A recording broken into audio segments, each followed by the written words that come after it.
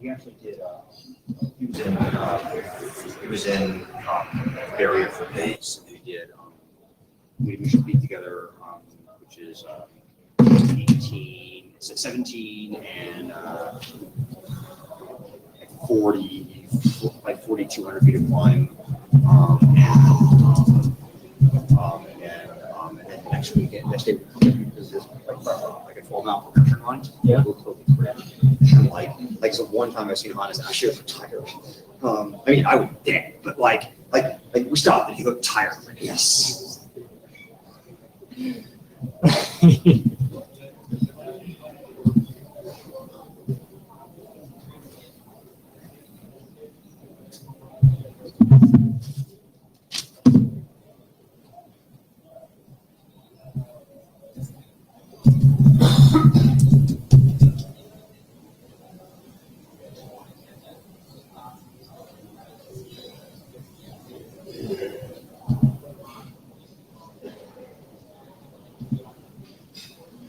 So we're going to just start in 1 minute. I have a slide update I need to get into the data tracker, and then we can kick it off.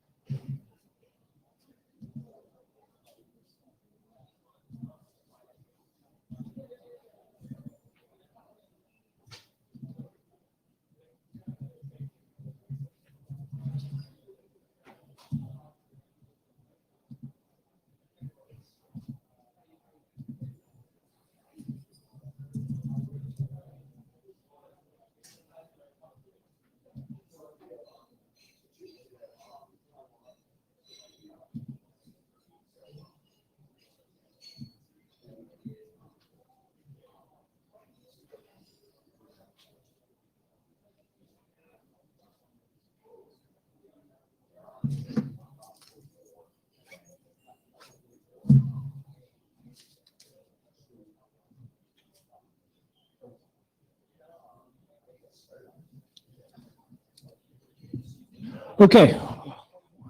Sorry. All right, we are going to get started. So welcome. This is Secdispatch. Folks will be trickling in. My name is Roman Donadio. I co-chair with Richard Barnes that unfortunately couldn't be with us here today. This is the note well. This is hopefully not the first time that you have heard this. It applies. If you have any questions, kind of by all means, don't be afraid to ask. So administratively, can I have a volunteer for a Jabber scribe and a note taker? Jabber scribe, thank you. And can I have a volunteer for a note taker? Desperately need a volunteer for a note taker. We cannot proceed without a note taker. Got it. Oh, thanks, Mohit. We appreciate it. All right. So just to level set, if you're new to the dispatch process, this is intended to help triage security work and give a sense to those with drafts about where they could potentially take that work. The key ground rules for the dispatch process is that the outcome of speaking here is a recommendation about what the next step should be. We do not adopt any drafts. And what possible outcomes are, we might recommend, hey, go talk to this working group. We may recommend to spin up another working group. We may recommend that an AD should sponsor this if the ADs, of course, agree. Or perhaps the feedback is that this is not an area of work that the IETF should be focused on. And so I would ask, as we have the presentations, I mean, two things as you come up to the mic. First, if you have a comment or kind of want to discuss something, by all means do that. But ultimately, for all of the 5 topics we have today, we want to get to the point where we're giving recommendations to those presenting. So in addition to kind of comments, if you want to share your thoughts on where we should take that work, that would be greatly appreciated. We have 5 things that were requested to put on the agenda, and here they are. Would anyone like to bash this agenda?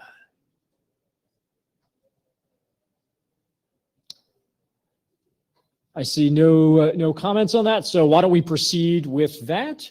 So first up is Dimitri is going to talk to us about certificate limitation policies.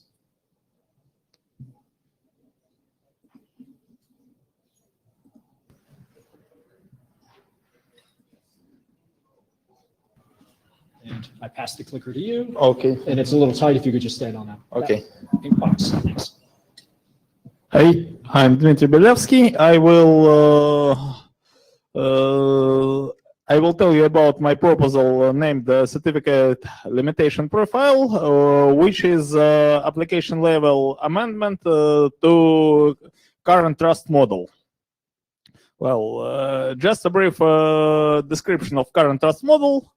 Current PKI trust model. We have a set of trusted CAs. We have two mechanisms of revocation or even of checking the certificate status, CRL and CSP. And anyway, we have CA-driven revocation. The case Google versus Semantic demonstrated us that CA-driven revocation is not enough, at least in case when we have big CAs. And I think everybody can imagine what happens if we find that Let's Encrypt misbehaves. So anyway, we need a possibility to protect from misbehavior of big CAs, which is better than just remove the root from the trust roots. For now, application can do the following things. Application can specify its specific set of trusted roots. Application can ensure CRL or OCSP validation, and the authors should decide what are they to do if the OCSP server is unavailable. And if we need to provide some limitations, we have to hard-code it. I propose the solution named CLP, which is a list of certificates with a specified limitation. The list itself is distributed with or by the specific application. I think it can have CRL-like syntax. It should be crypto-signed. And so applications that rely on CLP can use share code instead of hard coding, which cause extra errors in case of bad implementations. Here is the proposed initial list of limitation. It's rather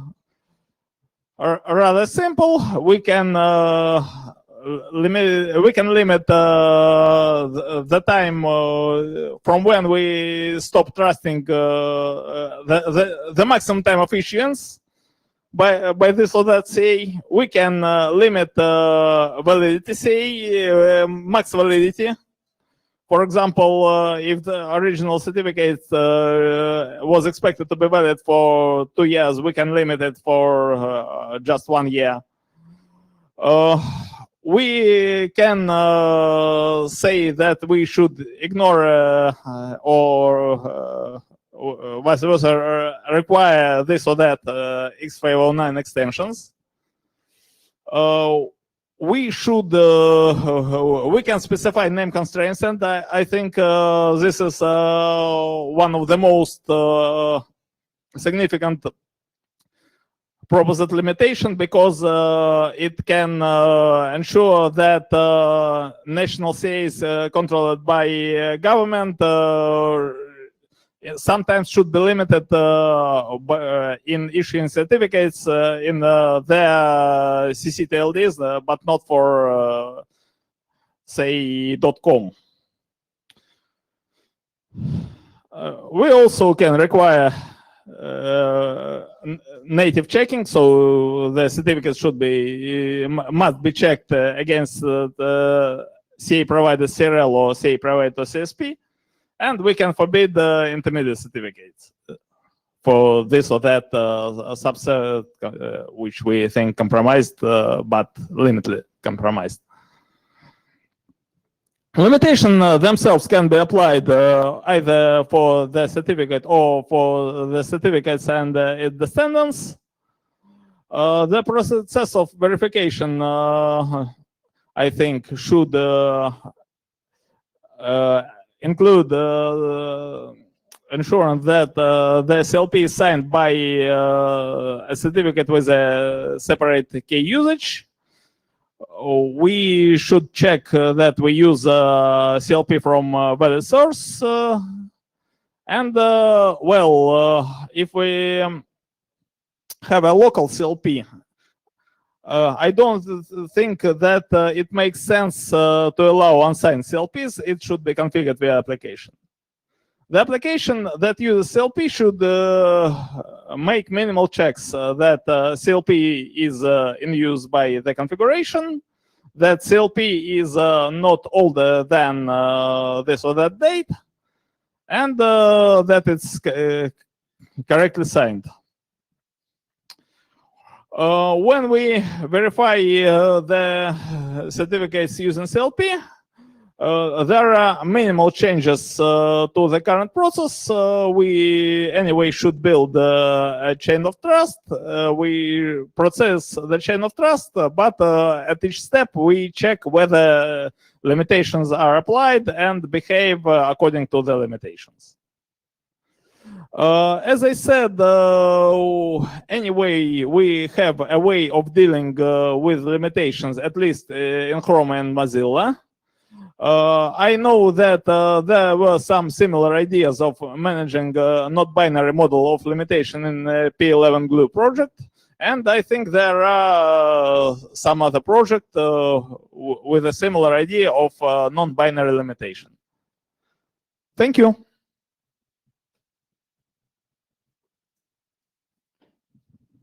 So feedback on this round? Right, Yovner. So you say the list of certificate trust anchors is signed, right? Signed by whom?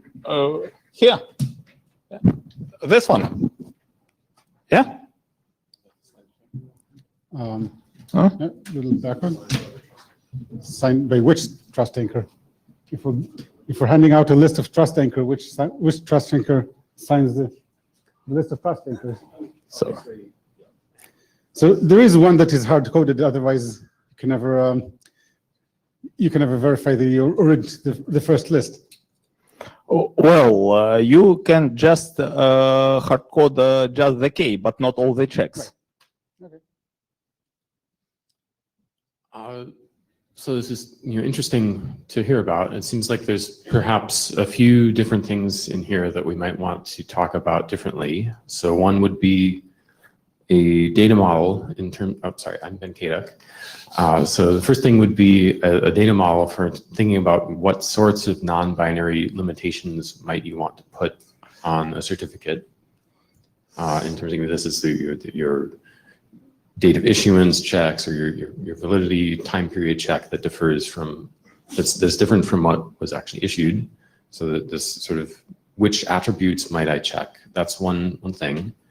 And then you have this container for describing them as a specific data format, which is very related, but perhaps slightly different.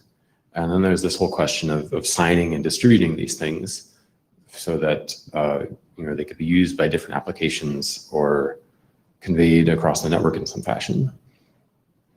And there's potential value I see in having the data model about what sorts of things make sense to restrict the certificates in. And I'm not entirely sure what the use case would be, or like who would actually use the signing and the distribution model part of it. And maybe there are people that would use it. I just don't have a good sense of who that would be. Well, if I correctly understood your questions,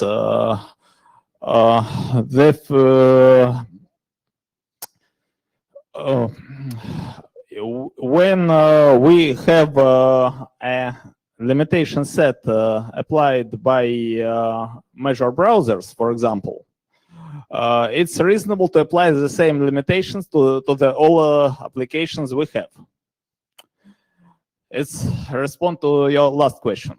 Right. So are you thinking that maybe the browser vendors would provide their policy in this format as a service to the world so that the other applications could consume the same policy in this automated way?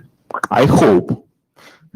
Well, and the second, and one more question I definitely got from your set of questions is the model of distribution. I think that as it is, as mostly I expect the source of CLPs are browsers, I think that new versions of CLPs can be delivered with browser's update or just downloaded from browser sites.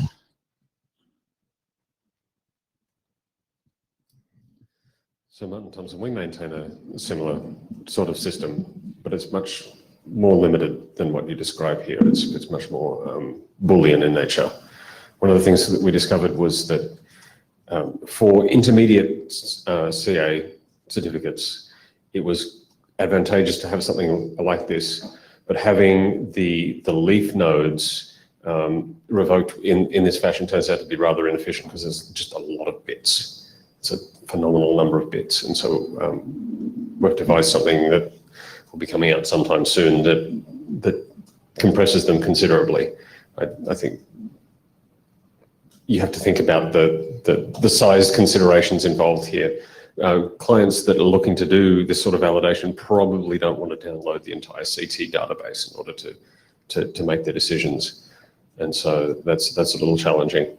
The other comment that I got up to say was that the correct trust anchor is very difficult to identify in this context. For us, we make the list and we use our own distribution mechanisms to get the list down to endpoints, and those endpoints verify that. We have a signature that we put on that stuff and verify it in the endpoints.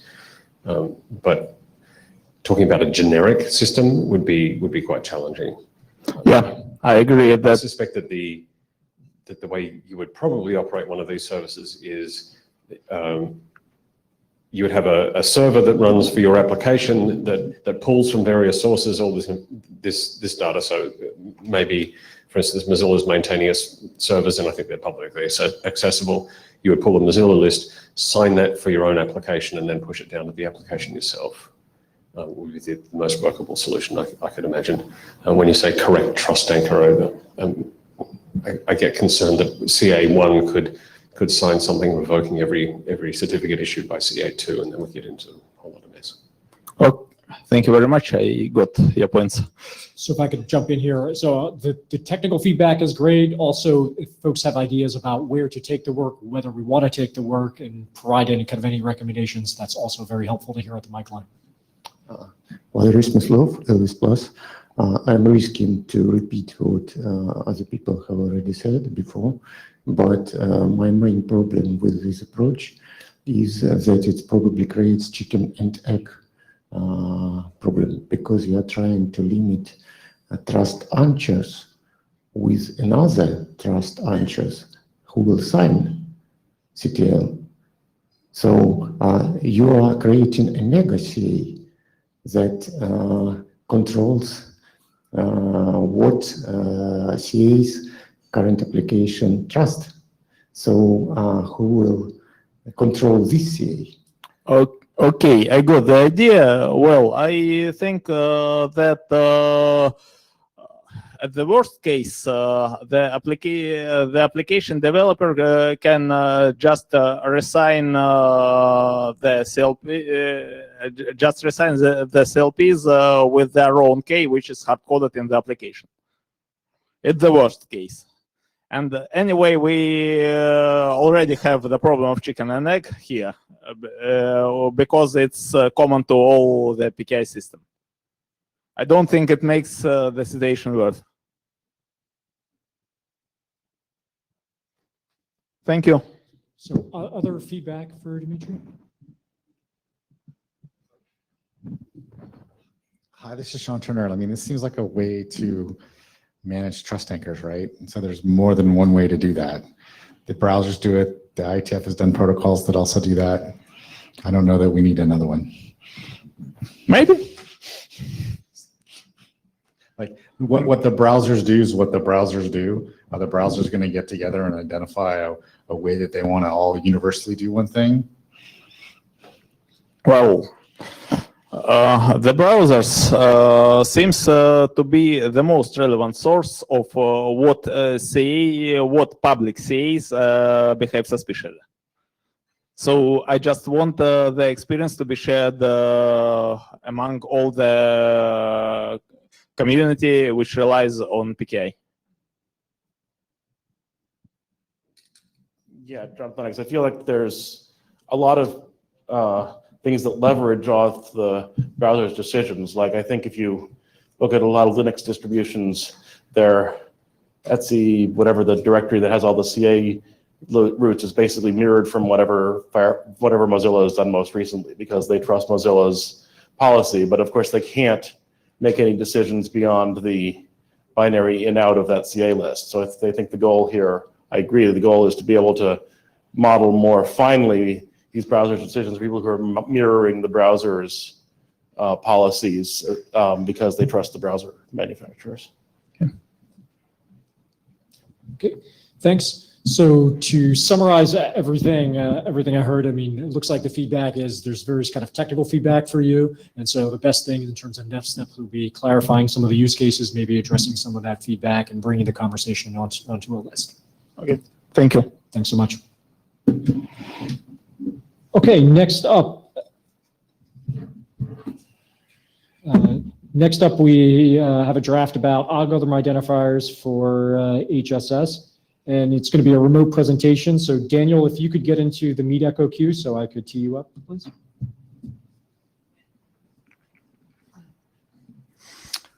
I think I can just go direct without the queue. Is that right? Yeah. Yeah, you're there. So I have your first slide up. Okay, perfect. I'm Daniel Van Geest. I'm presenting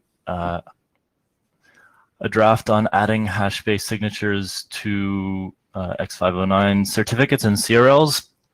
I presented this earlier today at LAMPS under Russ's recommendation, just so that if Secdispatch thinks it should go to LAMPS, everyone there would be aware of it and have seen it already.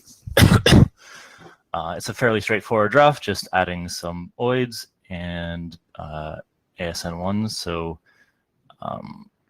if people think it should go there, it shouldn't be too much work. I've already actually stolen most of the text from someone now. I forget who, Sean, I think, from his previous RFCs. So next slide, please. So this is adding HSS, XMSS, and XMSS MT. These were chosen because they've already progressed through CFRG, or at least mostly progressed through CFRG. And also we've had interest in actually deploying them from some of our partners. Hash-based signatures, as we might know, are already well studied and secure against quantum computers. These algorithms in particular have small private and public keys. They're fast for signing and verification, but they have large signatures and they are stateful. Next slide, please. So some potential use cases for these signatures in X509. Not such a good idea to use it in identity certs because managing state is hard. And if you fail to manage your state correctly, you could inadvertently reuse signatures, causing an attacker to be able to forge signatures fairly easily. As CA certs and interactive protocols, it's an okay idea. You have an HSM already to manage state. The only slight disadvantage is that the signature size is larger, so it's an okay option if you can live with that larger signature size. The best use case would be for CA certs and non-interactive protocols and code signing certs, and this is where we've seen the interest for these algorithms. You have an HSM to manage state, and the signature size is not so much of an issue. And in this case, these algorithms are ready to deploy now for long-lived certs, such as in IoT or automotive. Next slide. So as I said, it's already been through, or not through LAMPS, but presented to LAMPS, and There was a bit of discussion there. It seemed like there was some interest, but the ask from Secdispatch is if we have any comments and if we want to throw this over the wall back to lamps. Thank you. And so the finesse on the lamps is it's a chartering issue to do it in lamps? Is that the Yes. conversation, Ken? Yes. Hey, this is Sean Turner. Thanks for stealing that great text. I'll say what I said in lamps, ship it to lamps. It's got the stuff in it that needs to be there to identify the algorithms that get used in CMS. So it looks like it's almost done, actually.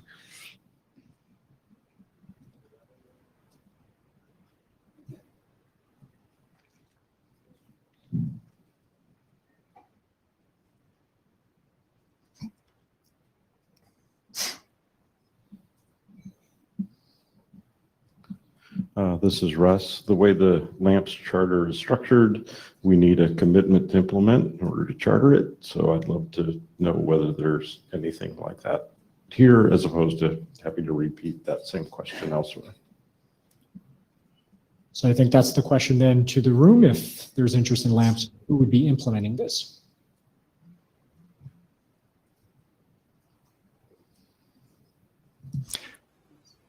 I mean, we will be implementing it.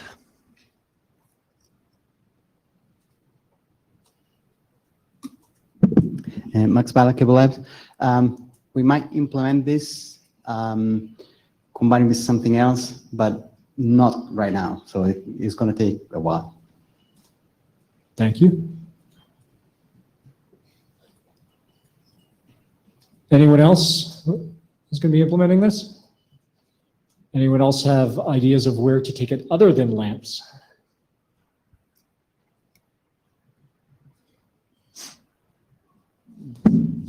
As a matter of process, does it need to go anywhere? These are coup point registrations, right? And they're not in, didn't look like they're in an IETF ARC. So I'm not objecting to taking it to lamps, but does it formally have to go anywhere at all?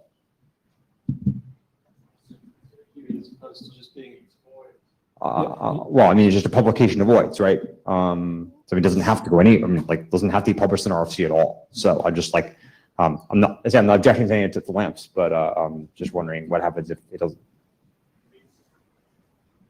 Sorry, go, please. That's what I'm asking. Okay. Anyway, so. Well, the process is to hear from the floor. So the options appear to be that we need something to describe the parameters for lamps to take the work. There, given how the charter is written, there needs to be a commitment to implementation. We heard at least two yes, one yes and one probably eventually kind of an implementation. I don't know whether that's enough to recharter kind of the group. And then the alternative beyond that would be an AD-sponsored kind of document, or independent streams. Well, I'd like to hear from the lamps chairs here, like what they think.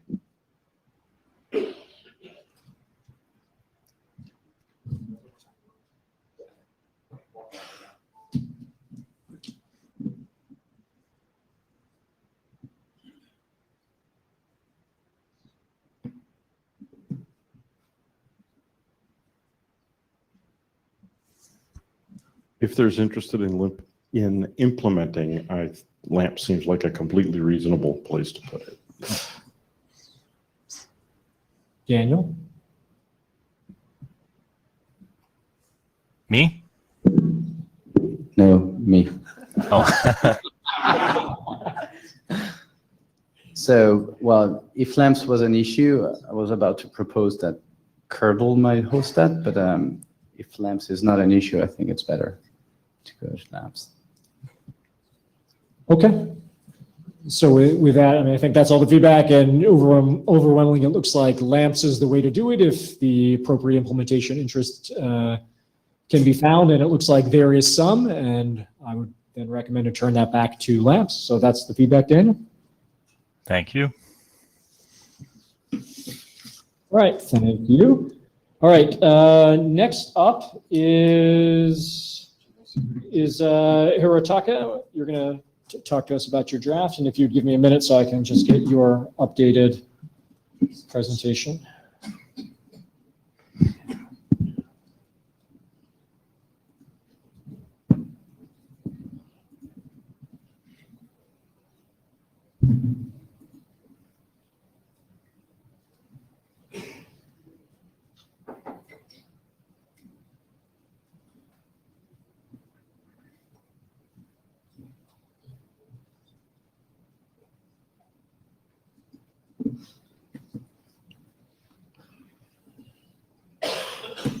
The floor is yours. Okay, thank you. Okay, thank you so much. I'd like to talk about the draft of the general security consideration for the crypto asset custodians. So we are not sure this is IETF work. Definitely, we are not sure. So we we want to get the feedback from this Secdispatch. But I will briefly talk about our draft. So background is we had like lots of security incidents during past like few years about like including the loss of the assets, and especially in the Asia is like one of the Asia is one hot area which suffered lots of security incidents which which caused the loss of assets. Yeah, this is the list of major incidents. There's lots of incidents past few years. And why I'm here is like we wanted to build the base document for crypto asset custodians, which we call like a Bitcoin exchange or sort of things, and for the best security best practices. At this moment, some organization makes some documents, but we don't have any open documents at this moment right now. And the second reason is that we have like a incident happens, like police or the law enforcement have some investigations, but not like the lessons from those incidents is not be public. So there's a little bit difficult to share the knowledge or share the lessons from those incidents. So why we here is like we are trying to make documents about we are not making the regulations because IETF is not the place to make the regulations, but we can tell like this is how we think to secure the crypto asset custodians, and also we may tell like this is the kind of guidelines.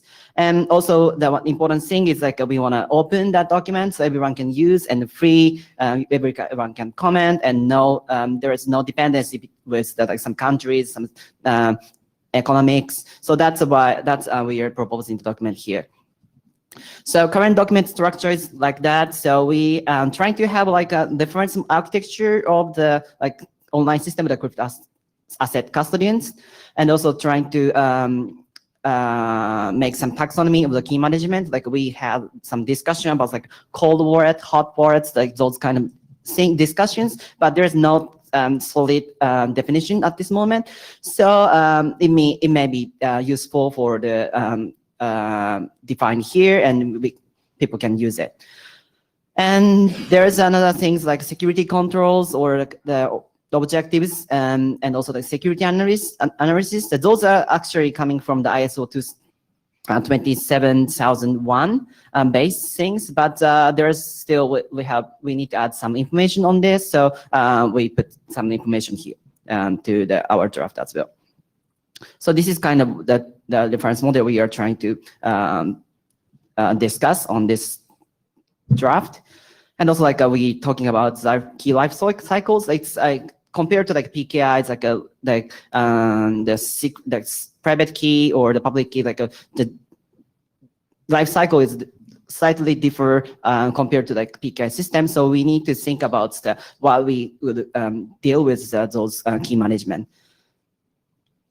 And here's a discussion what we want to get information from here. So the first one is IETF is the right place to discuss those issues, and if so, we want to where is the right place, and if not, is there any place is there any place good to have such discussions?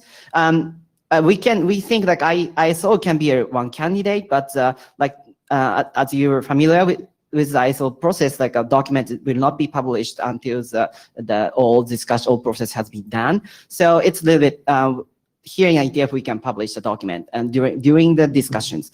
And second thing is that completed out of IETF scope, but like anti-money launderings, like CFT stuff.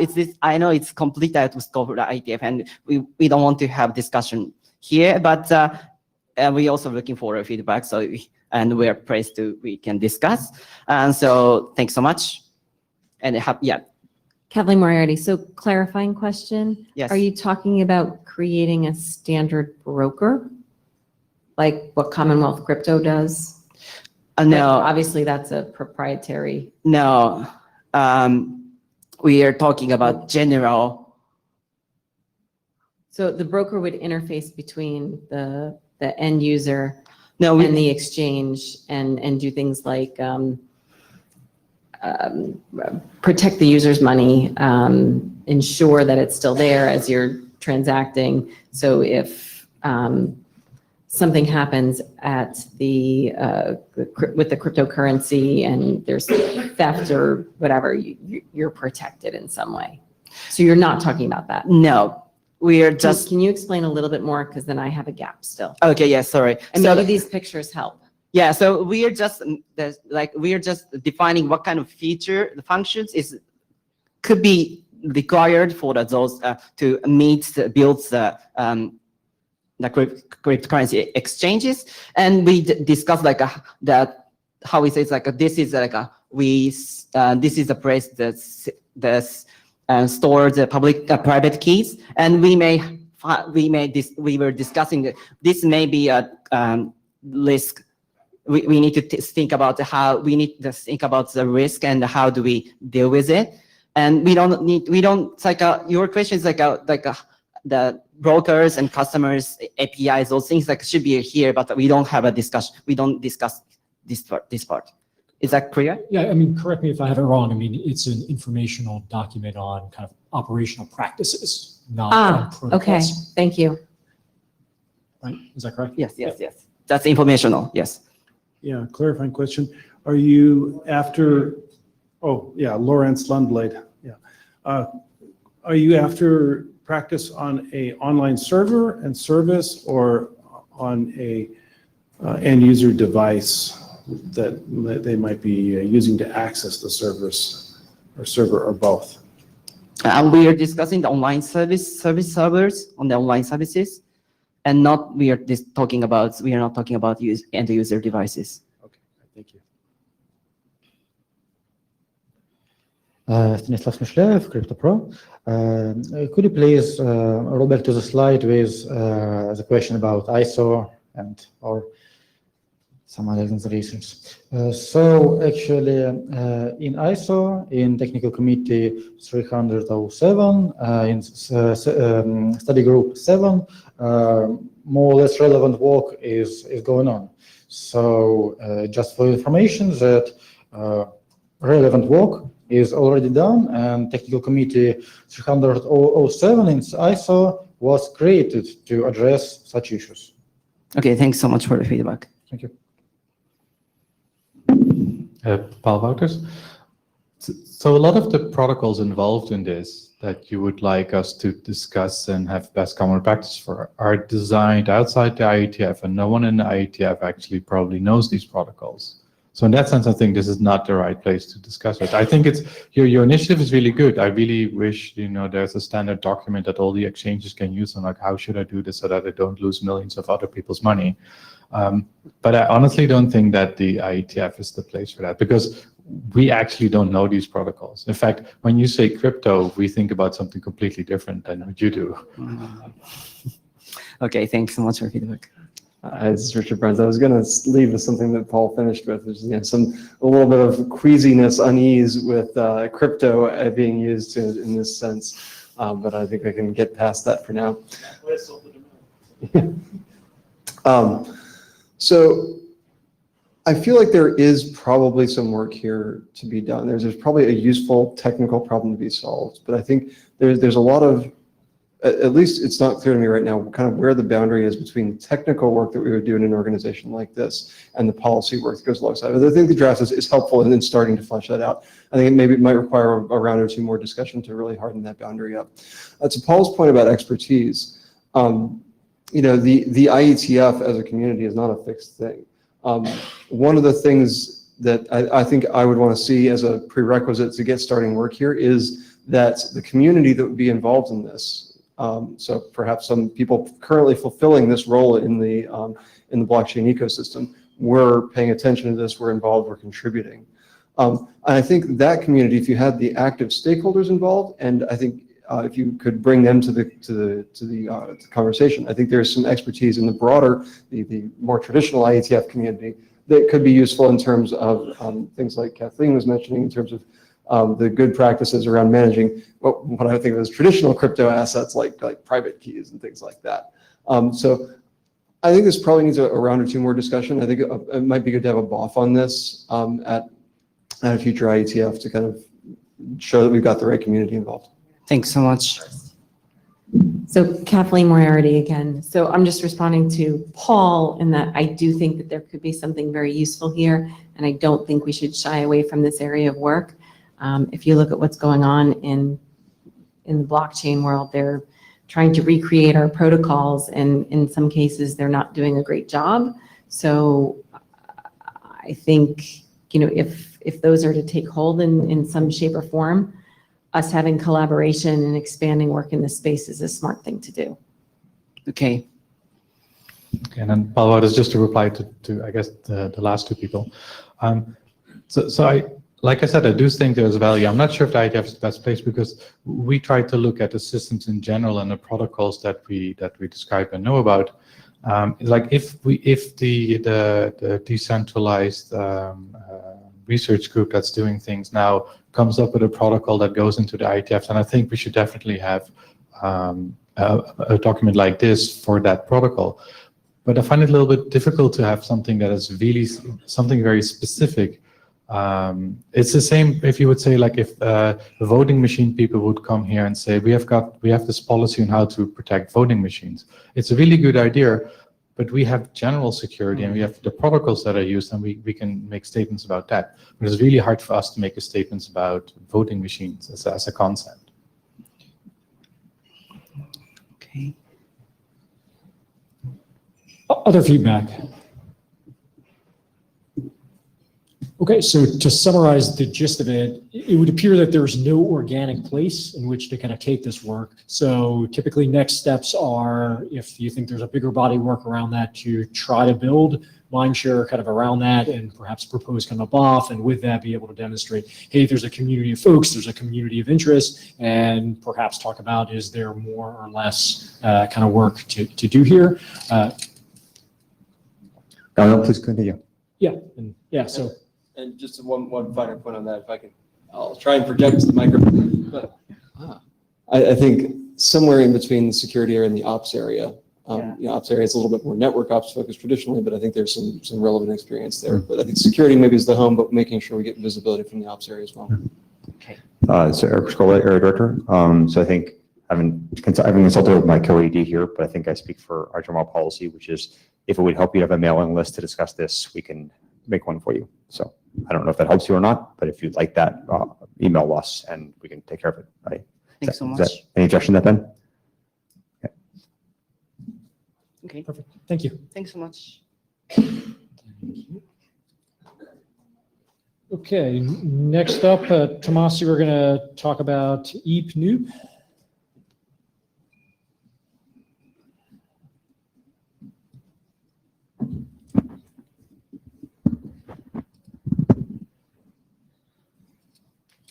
There you are. Thanks. Let's see here. Okay, so I'm here to talk about EAP-Noob. This is an EAP method for out-of-band authentication. We have been working on this for more than 2 years, with the specification and then implementation, modeling and verification of the protocol, and then improved it based on those results and the feedback from many others. So what problem does EAP-Noob solve? Well, it's an EAP method, so it would be primarily used for connecting devices to Wi-Fi networks, but there's more to that. And it is the main purpose is for deploying IoT devices out of the box when they have no pre-configured identity or credentials, and when there's no professional administration to do the deployment. And it's a user-assisted out-of-band authentication method. For example, of the out-of-band method could be scanning a dynamic QR code or a dynamic NFC tag. And our goal is to have one-step process for connecting the device to the Wi-Fi network and registering the new device on the authentication server. And in some use cases, the device may also be linked to a user account on the authentication server, so it gets an owner. And then we can also bootstrap application layer security. This is different from current EAP methods because it registers the device that is not previously registered on the authentication server. So if we look at the network architecture, here is a device and an access point, and then a AAA server, so like Radius server that controls access to this local network. And we generally think that there will be a remote AAA server that actually implements the EAP-Noob server side because it needs a user interface. And we don't then need any software changes here on the local network, but only to that server and to the device. And then the device has no identity. So how does it talk to the authentication server? Well, it uses this fixed anonymous identity noob at eapnoob.net, and that the local AAA server has to route to the server that implements EAP-Noob, and for that network. And then the device is able to talk with the authentication server. And that's the trick here in the design, that since they can talk over EAP, we can have in-band communication before the device is registered. And that means that when we then do the out-of-band authentication, that only requires very little communication out-of-band because most of the protocol can run in-band. So we aim to have the out-of-band communication just as a single one-directional message. So it could be like scanning a QR code or NFC tag here on the device, or maybe showing from the server showing a QR code to a camera device. The out-of-band message can go in either direction. Both directions are supported, but only one message is needed. Here is then the security protocol in a few steps, and that should be fairly simple. There's unauthenticated ECDH key exchange over the in-band channel, and then the out-of-band message that authenticates this with the hash of the ECDH parameters, and additionally with then the secret nonce that is then used again for authenticating the key exchange at the key confirmation steps. So these are the steps and for attaching a device to the network. And then after this, we create a persistent association between the device and the authentication server, and in the future connections that will be used for rekeying and reconnecting with nonces or with the ECDH. And future authentications do not require this out-of-band step. So the device is now registered and has credentials for connecting to the network. the assumptions we wanted to make about the out-of-band channel here, well, we wanted to make minimal assumptions about the out-of-band channel. So just one message in either direction should be enough, either from server to the device or device to server. And the out-of-band channel is assumed to provide either secrecy or integrity for the out-of-band message. But if one fails, the protocol will still survive. Those who are into security protocol design will not believe that, and that's why there is this note that in the case if their message has no secrecy, the out-of-band message, someone can see, for example, the QR code and spy on it, then there is this catch that the user must note the failure of the other endpoint to accept the received message, and if it does not accept it, then the user must go and reset the other endpoint that is sending the out-of-band message and remove that created association from there. Another security goal here, and which we have recently spent a lot of time on, is this resistance to denial of service by man-in-the-middle attackers. That becomes a problem because we don't have like these long-term credentials to fall back to, and we absolutely do not want to go to this, go back to the out-of-band authentication again, even. Well, these attacks are especially happen in the crypto algorithm upgrades if we want to upgrade the algorithms. So here is a quick use case for the protocol. So here Alice wants to attach some displays to the walls, powers up one of those displays. The display scans the networks which support the AP noob, and for those networks it shows QR codes. And here there's one. And Alice scans the QR code. Now she may have an app on the phone, which would be nice, but if she doesn't, just a QR code scanner and web browser is enough, and she can log in with her cloud credential. Well, check that that the URL is for her organization's the authentication server or the cloud interface for that, and then logs in, and that approves the device to be attached to the wireless network. And also it's now registered as Alice's device on the authentication server for application purposes. And the protocol here in the background happens, well, here the device does this initial part ECDH exchange with the authentication server. Here the out-of-band message authenticates it in the two ways, and then we have the key confirmation step again in band. How am I for time? Like a couple more minutes. Okay. So I wanted to show some details about the security design, but obviously I won't be able to go through this all. But so one thing is that the out-of-band message, we wanted that to be small. So it basically has just two important components, which are the noob and hoob. So a nonce, secret nonce, and a hash of the key exchange, in-band key exchange.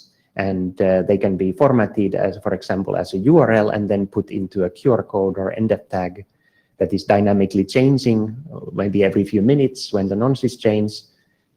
And the noob is the part that needs confidentiality, and hoob is the part that needs integrity in the handshake. And one of those is enough for security.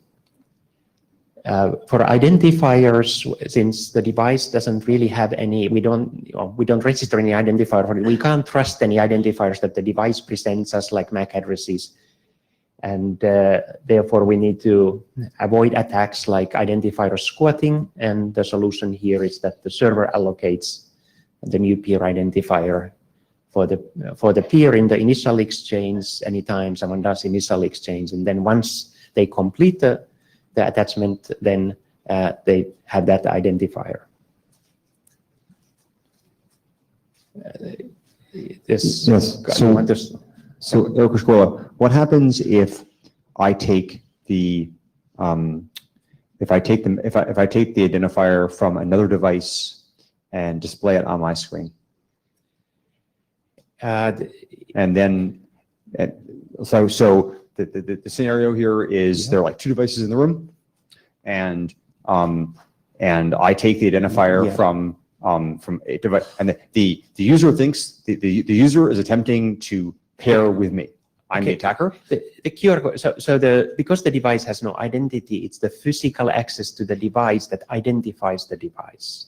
So certainly, the user does need to choose the right device. And the way we've implemented it is there's a reset button on the device, and you need to do like hard reset, or when you take the device out of the box, it's powered up. And maybe that's when the device needs to be attached to the network. But if you copy if I have a real device here and then there's your device there, yes, and you copy the QR code, yes, then the user has to know which device they want to attach to the network. That's kind of the starting point. The user is there with that, for example, a display. I understand so scenario. Maybe I'm not quite following your situation, but the devices are both in imprinting mode, and the attacker takes the QR code from a legitimate device, displays that on his own display. And at that point, the user actually is connecting to the legitimate device, but thinks he's connecting to the attacker, correct? I'm not sure what you mean with that, because this is a classic identity misbinding attack. The user has the camera. The user has the camera, and the attacker has another camera of his own, so he can observe the legitimate device. So we have but I don't. So the user needs to know which device they have bought, which they are going to attach to the network. That's the only identity we have for the device initially. The users bought two devices, one of which is malicious and one of which is not. Well, if the device is malicious, obviously that's a problem, because that you have a malicious device from the beginning, so it's not going to have a secure connection. Sure. Maybe, Eker, if I can rephrase your question, as I understood is, you are saying the attacker was able to modify the QR code and also spy on the honest user's QR code. So you lost integrity because the attacker is able to change the QR code on the honest. Not modifying it. But he did replace with No. He copied.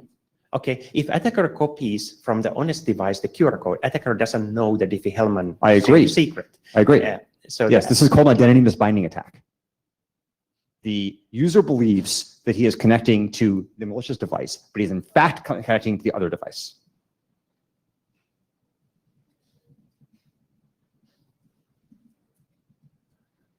This is a pretty general attack in the crypto literature. I'm not saying it's fatal. Okay, so that I see. So the attacker is connecting actually to the dishonest device. He has the dishonest device. And that device can show the QR code from the honest device in real time. Yeah. Is that a problem in this scenario? I'm not sure, because if it is the the typical next thing that happens here, right? Yeah. So it's kind of whether it's a problem or not, this is a little difficult to define, because if I think of if we formalize the attack model, it's not going to be a problem, because that attacker, if that other device is just now kind of part of the attacker's, I'm using a dishonest device to connect, and that dishonest device may use whatever means of communication it wants to use. Well, but the usual scenario is the next thing that the user does. The problem is that I don't really understand what your use model is, but I'm assuming that the user's looking at the device and it has instructions on the screen, right? And it says do X, Y, and Z, right? So here's a scenario where say the scenario is the following: the user has a remote control effectively, right? And the remote control is sending primitive signals like mouse right, mouse left, click, etc., right?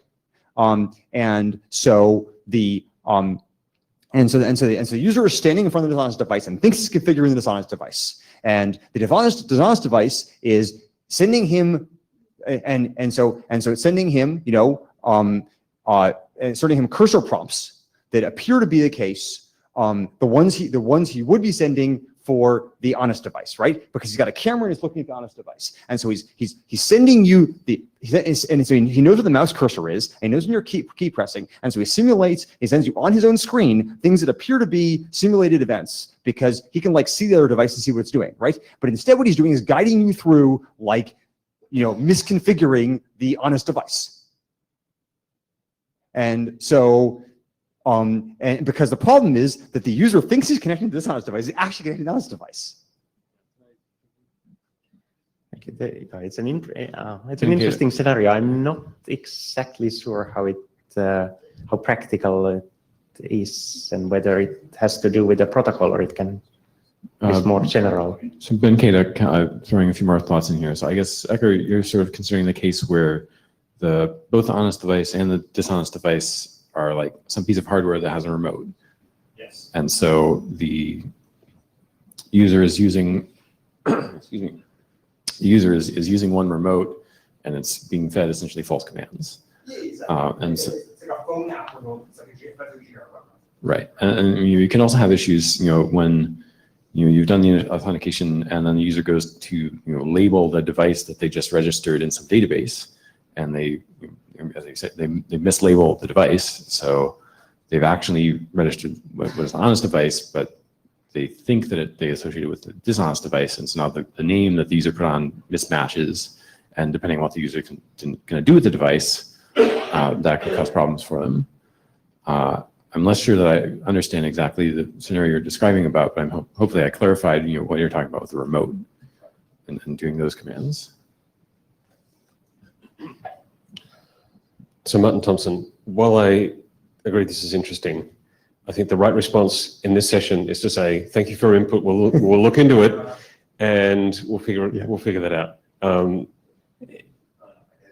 Yeah, so there's a lot of, easy to get carried it's away. really interesting because it's a new way of thinking about it, and with this, so we have gone through lots and lots of this attack scenarios with various people, but well, it's easy to say like it's not, that's not defined as an attack, but I think it's everything like this is a matter of concern. The question That's is what attackers do. whether we want to do the work and where we want to do it if we do. Why we're letting it run a little longer, because we actually have the time, which is a unique scenario here. So I just wanted to get back to the point. I thought we reached the point of flailing, and so getting back to the question, did anyone speak to that question?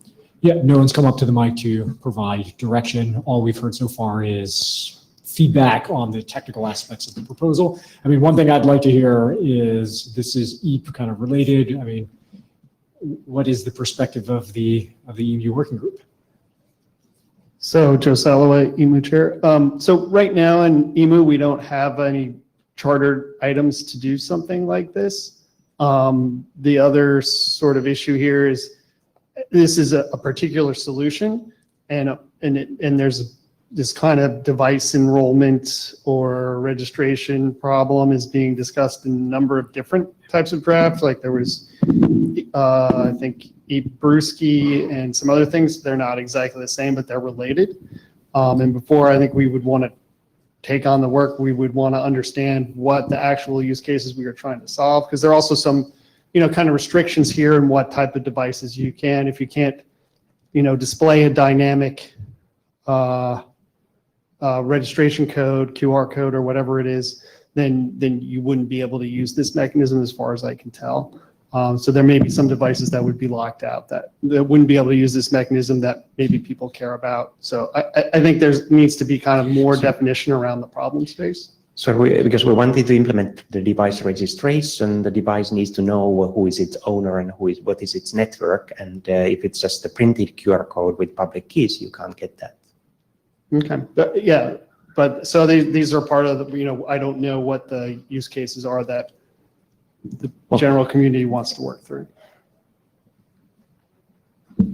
Mohit, also co-chairing EMU. Full disclosure, I'm an author on this, so I won't make any decisions. I defer to my senior co-chair, Joe. But I don't think it's fair to put it in the same basket as other solutions. They don't have implementation. They don't have formal models. I don't see any reason why this should be put, or I would go as far as to say I think it's unfair to put it in the same basket as other solutions in this space. Because I understand Joe's concern that there is a bunch of half-baked proposals that go around making a ton of noise, and I feel bad that this is then put in the same basket as that. But then again, I leave it to his judgment to decide what to do. So I've been made aware by another email participant, there's a meeting to discuss kind of these various onboarding questions this evening at 6 to 8 in the same room where, let's see, I guess OPSAWG is meeting right now. It's something Thai that I can't pronounce, but it's down on the second floor, I think. So it sounds like, I think Joe's probably right, there's some ambiguity right now around the specific use cases and whether this makes sense to work on. I think hopefully there might be a little bit more clarity on that after that. The question I'd like to pose to the room and to the EMU crowd especially is, if this work was going to get taken up, if there was consensus around a set of requirements, like if we were going to dispatch this to a working group, would EMU be the obvious working group to do that? Because it seems superficially like that would be the case. Joe? I think it could be. It kind of depends if there may be another possibility would be if there was a place where this kind of device enrollment was, if there was a working group or a community that supported that. But EMU certainly could be but I think we'd really want to make sure we knew what use case we were trying to solve, because or else we could thrash a lot and could be difficult. And sorry, and to jump in the room, it's Chitlata 2 is where that follow-up discussion is going to be happening. Right. Max Pala Cable Labs. I just wanted to talk about this approach of providing provisioning devices using EAP mechanisms. This is something that in the EMU working group we started to discuss. We discussed a little bit. Seems that a recharter might be needed or not. I don't know, probably not. But I would say definitely EMU would be one of those places. And one of the things that I wanted to say is that we see this happening, trying to use EAP to provision some form of credentials for devices, happening in many different ecosystems. And if you guys are interested, come to the 6 p.m. That would be an interesting discussion. But definitely, I would say maybe EMU could be a good place to do it. I wouldn't say that it could be like other working group. Probably it's not. It's very EAP related, this one. So I would support dispatching to EMU. Daniel? So yeah, I think EMU would be a nice place for that document. And I think the constraint of having QR codes is quite reasonable. It's a reasonable use cases. So it's not something so specific on that. So. Mohit, again, this is a EAP method, so I think it makes sense to have it in EMU because there's where the EAP expertise is. Other methods that may use EAP in certain ways with other protocols or are tied to other technologies that we can figure out, but I don't see any reason why this should not be taken up by EMU. Again, I'm co-author, so I'm not saying as a chair. All right, thanks for all those comments. So given all that, I think I would propose we consider this provisionally dispatched to EMU pending the discussion tonight about requirements. So any further discussion about kind of where to do this work or whether to take up this work should be a matter for the EMU working group to figure out. EMU chairs seem okay with that? Well, we would have to recharter. So yeah, I mean that's fine. But so whatever discussion that would take. Yeah, I think for me it's not a done deal. Like I think there's enough questions about like this particular problem space that I would really want to make sure that we understand what the. Yeah, I think what I'm saying is if it's going to happen in the SEC area, it's going to happen in EMU. Yeah, I for the most part agree with that unless this turns into a group itself. But yeah. Dispatch doesn't make it happen. It's a recommendation.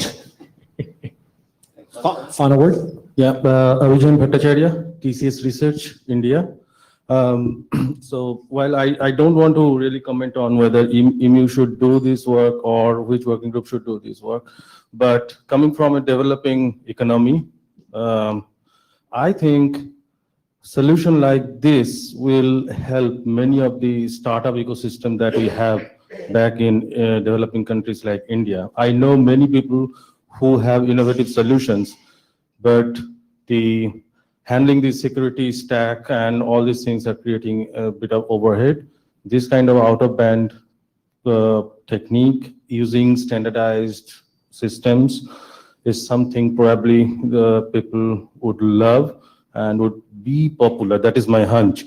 The only thing that concerns me is per device cost. That is something that we have to scale and we have to kind of check. I'm talking particularly from a very implementation and marketing point of view. So I do have full support for this work. Thank you. Thank you for that. Thank you. Okay, next up is Tobias talking about extended security considerations for Acme environments.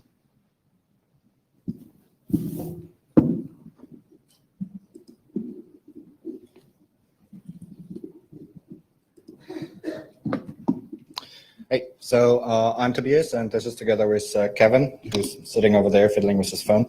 And it's about extended security considerations for running actually something which uses the Acme protocol if you're a CA. And the problem with domain validation is that it basically kind of goes towards a proxy. So it validates that the IP address, that you can do something on the IP address the domain name is pointing to, for example. Or that you have access to a certain mail address. And there are several problems we stumbled about. So for example, IP use after free attacks. If you have somebody who sets up the service at, for example, Amazon EC2,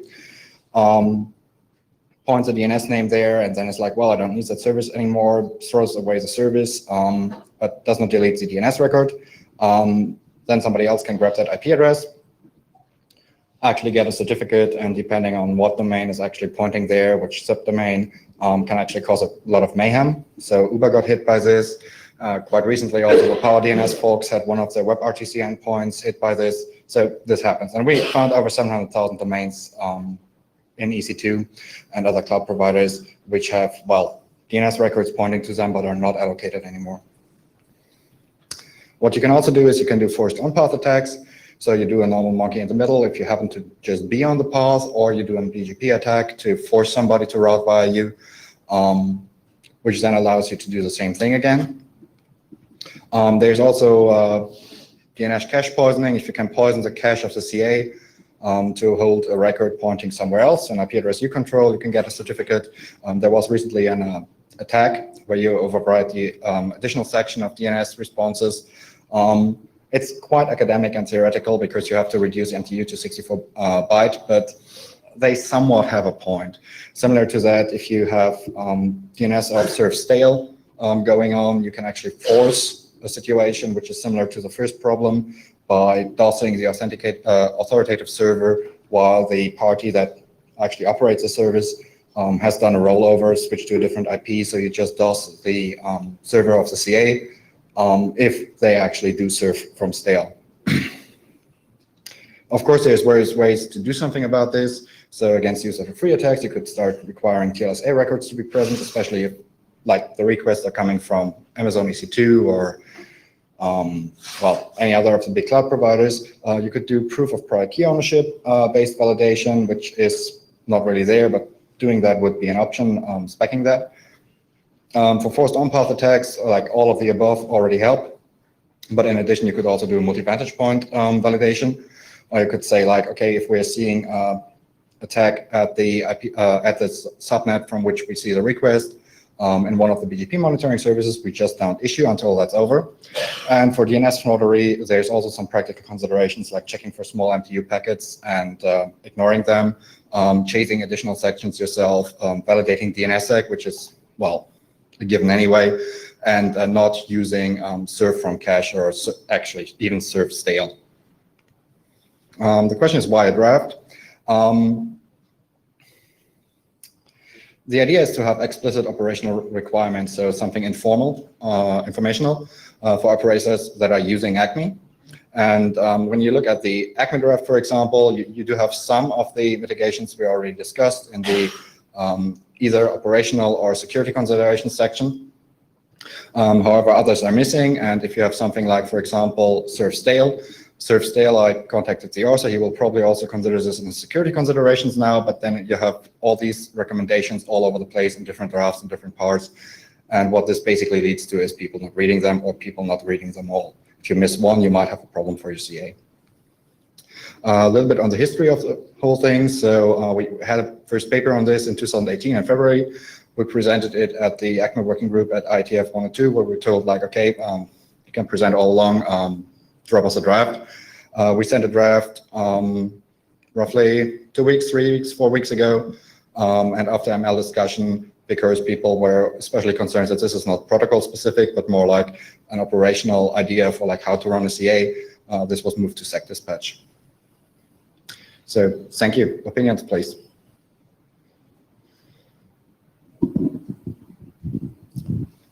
Feedback. Would the ACME co-chairs, any of them like to comment on this draft?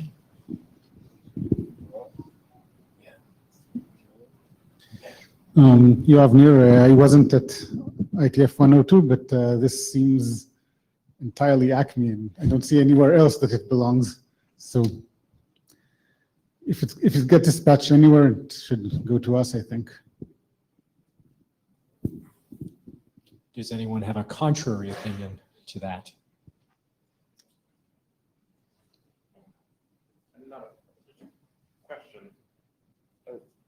Jonathan, can you expand a little bit on the parts that people thought were not just Acme specific? Because I didn't quite follow that. The comments were more general, like this is about how to operate a CA, or like operate resolvers, operate services if you're a CA, and not about like the specific Acme protocol. It was actually a relatively short email exchange, which ended with Richard, I think, hitting up you, asking whether we could have it here. So there was not that much discussion. It was more like, okay, this should be dispatched first. Yeah, I think the upshot, this is Richard Barnes again, is that the attacks like the BGP and DNSSEC layer attacks apply very broad, and actually all three of the classes probably mentioned apply to other methods of issuing certificates besides ACME, all the manual stuff that existed pre-ACME. Yeah, I mean, it's a minority of the web now, but yeah. And so I think the idea, if you're going to do a document like this, would be to have something that you could read as a general web CA and think about how you can improve your infrastructure, whether or not you were using an automated protocol like ACME. That said, I think there could be some utility here. You know, the CA browser forum validation working group could use this as some input to their consideration of what validation methods to accept.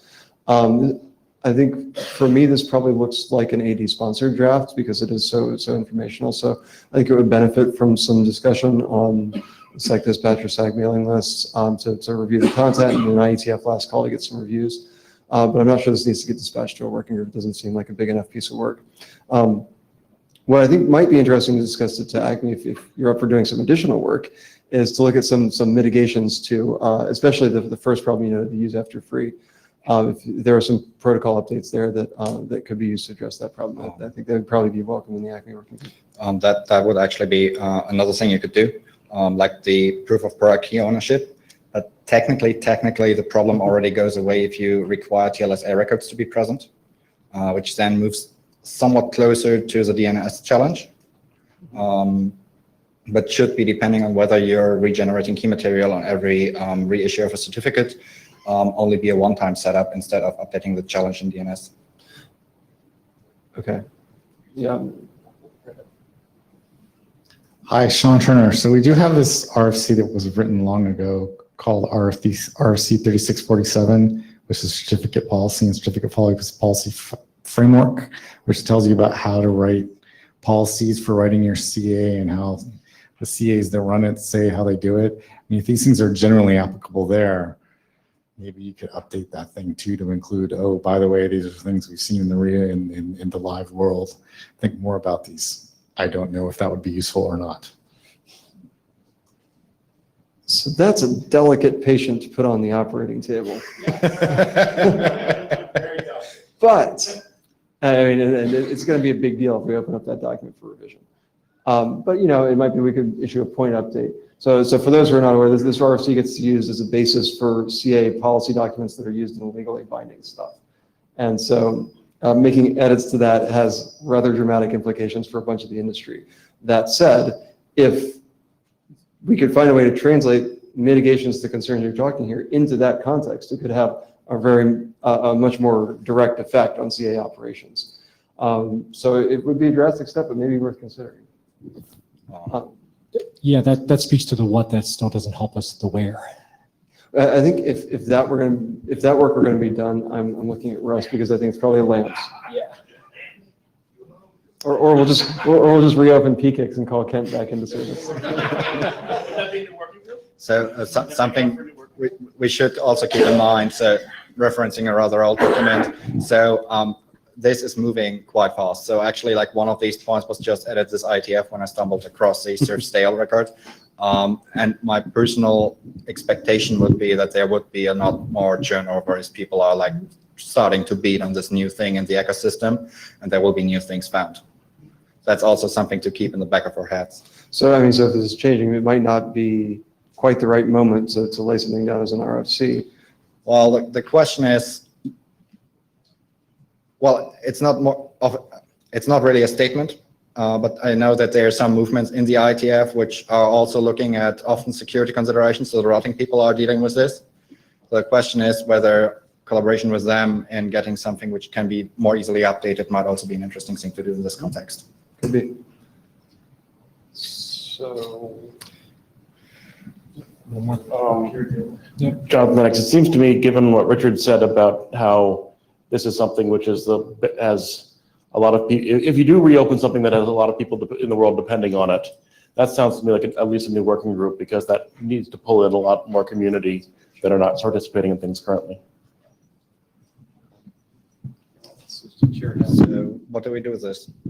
So, Ecker, do you have it? So I was going to propose that if you want to propose a draft of roughly the same form as the current draft, where you're providing operational considerations, I think that's probably best as an AD sponsored draft if the ADs are willing to consider that. Well, I guess I heard from Yoav that perhaps you thought it should be an ACME, so I'm trying to avoid bouncing this around a lot. What do you think about that, Yoav?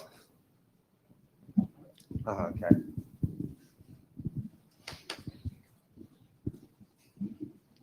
Ben Kaduk, so if you're saying this is primarily an operational practices document, we do have and you're also saying it should be AD sponsored, we do have operations and management area directors. That is true, but this is very specific to CA operations, which it doesn't relate to Yang. It doesn't relate to Yang at all. So it's hardly appropriate for ops area at all. Yeah, I'm just tossing it out there. Get Yang in.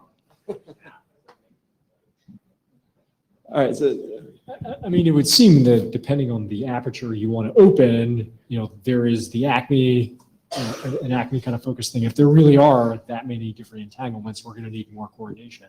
And it's really kind of a question of how broad do you want it to be? And that suggests the forum. Yeah. So it sounds like there were kind of three possible work items we discussed here. One is what you've presented today. Another one would be an update to ACME that would mitigate some of these concerns, which would probably live in the ACME working group. And the third would be updating the certificate policy document, which Sean raised, which I think I agree with Jonathan, would be probably a new working group. So just focusing on that first question of what we do with this document. No. Let's not reopen PKIX. We have lamps. We can keep it as small as we want it. If we're going to update that, we should keep it over there. Reopening PKIX is a sucking hole. Don't do that. It would just be. Let me guarantee you, if you open this patient, it will bleed everywhere. All right, so that is purely hypothetical if Tobias would like to propose something of that shape. We'll cross that bridge when we come to it.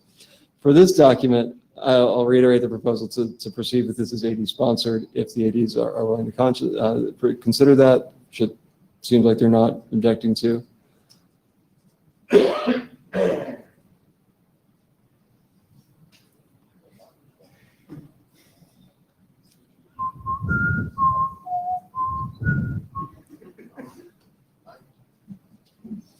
After referring the East German judge, I think one of us will either take it, probably me, or try to shop it to Warren. But I guess I'd like to use the Secdispatch mailing list to sort of refine, perhaps. I'm not saying it's not good. I haven't read it, to be honest. So maybe it's incredible. It needs work. So perhaps the chairs could assist us in that refinement process. Absolutely. In that, following that request, could I ask for maybe a couple folks who'd be willing to read through this doc and provide some comments? Show of hands. Yes, Mike. Yoav. I see Yoav, Paul Waters, and someone whose name I don't know. So request being, we would like to rework after this IETF the document one more time before it's reviewed, because there were a lot of changes. Great. Okay. I guess my request would be focus on problem areaing as much as possible, and solutioneering perhaps only some, because it sounds like solutioneering may be like a lot of design work. So, but I'm familiar with your work, and obviously the documenting the problem is critically important. And I think it's fine to sort of say here are some things you might do, but like we can get really wrapped in the axle on the solutioneering. So it sounds like it's refine a little more, drop it on the list. We're headed in the direction of some kind of AD sponsorship. Okay. If the aperture is staying small on this. Thanks. Okay. Thank you, everyone. Okay, so that's the last dispatch item. To quickly wrap up and reiterate where we stood with all of them. The first draft we heard was about certificate limitation policy, and the feedback was primarily that the use case and motivation wasn't exactly clear, that if there's a desire to kind of move forward, there's a need to clarify and refine some of those issues. Then the second draft we talked about was about algorithm identifiers for HSS. And the feedback primarily was LAMPS has to be the place to take this work, and that's going to require rechartering. And there's a conversation about how to do that rechartering, but that's the recommended dispatch next step. And as we mentioned, that's just a recommendation. The next draft we heard about was about general considerations for crypto asset custodians, and it appeared that there's no natural home for that work, and some community building and interest is required. So kind of next steps are get a mailing list, build a community around that, and maybe that leads to a BOF for next steps. Then we talked about EEP-NOOB, and there's going to be further discussion tonight. So provisionally, we're recommending where the dispatch process is saying take that to EMU. Further discussion is going to happen tonight. And then we just talked about extended security considerations for ACME. Another refinement is going to be kind of published. It's headed in the direction of some kind of AD sponsorship. Further discussion will be required about which AD will handle that. So with that, any other business? Is there another draft we want to talk about? Or any other business? Going once, going twice, and then before I close, I was asked by the co-chairs of the Measurement and Analysis for Protocols research group that's meeting right now in Chitlana 1, that they have some security-related topics. So if you're interested, please join them now. They run until 6:10. All right, thanks everyone.